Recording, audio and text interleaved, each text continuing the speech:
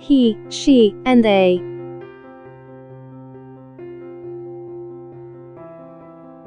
Look at these sentences.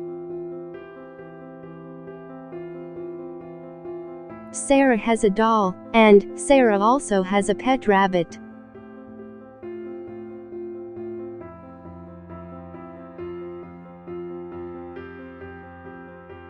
Sarah has a doll, and she also has a pet rabbit. In the second sentence, instead of saying Sarah twice, we have used the word she for Sarah.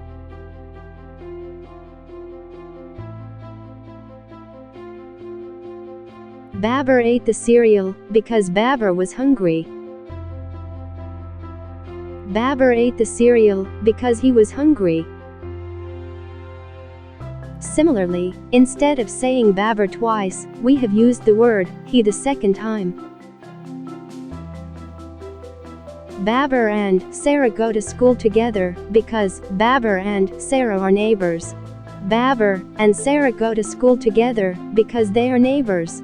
We have used they instead of saying Babar and Sarah again.